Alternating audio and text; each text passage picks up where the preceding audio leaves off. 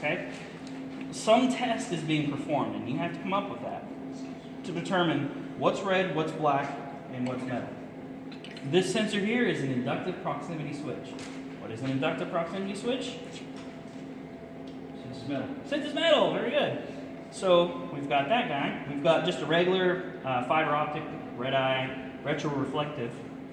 No, not retroreflective.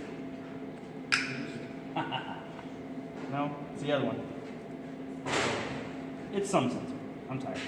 So we've got two actually. We've got one to detect when parts are available, and we've got one to detect for sensing.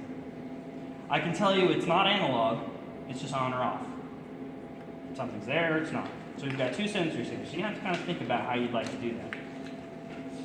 So there's a stopper here. Once your test is done, that could be time-based, that could be logic-based, it's up to you. Then it goes down. Now, depending on what type of material it is, if it's red, this, what do they call this? Slide? What do they call it in the manual or in the prints? They call them something. Open it up. Crack them open. Don't speak it. The English is there. It is. It's in the bottom. They call it a wish or switch. It's a switch. So just call it a switch. Now notice the switch has those same rinky-dinky sensors. These work, I believe. So it tells you when the switch is activated and when it's not. So when the switch is activated, we're able to divert. We've got a retroreflective sensor here, because here's the reflector, that's shooting a beam across. When that beam is broken, that stops the process, and the system is allowed to wait until the next part is introduced. Now with that, we've got to start, stop, and reset. So if things are left on, you want to reset them. Keep those in mind. But any questions about this? If one were so inclined,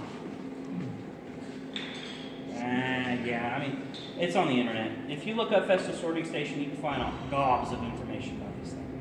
What I do not want to see is a carbon copy of a German program. I know what it looks like, because it's ridiculous. What we can do in 8 or 9 ladders for this thing, they do in 100. And I'm not exaggerating.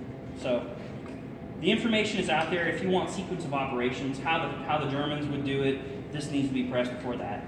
I simply want, just like we did in there, you hit start, it's waiting for some input, okay, it sees it, there's a conveyor belt. Conveyor belt turns on, I guess I should mention that. Conveyor belt turns on, it's waiting, you can turn the conveyor belt on or off, it's up to you.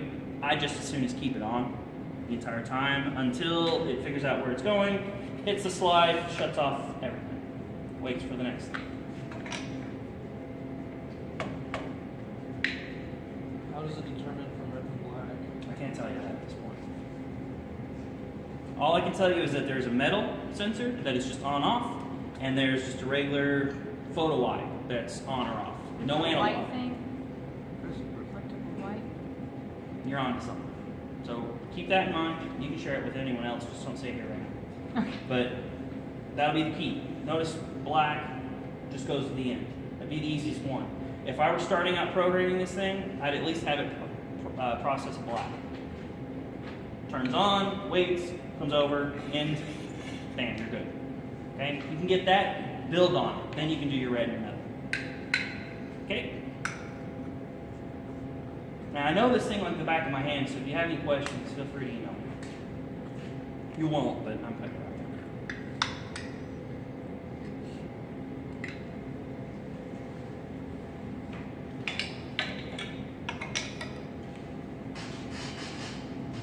Red, metal, black.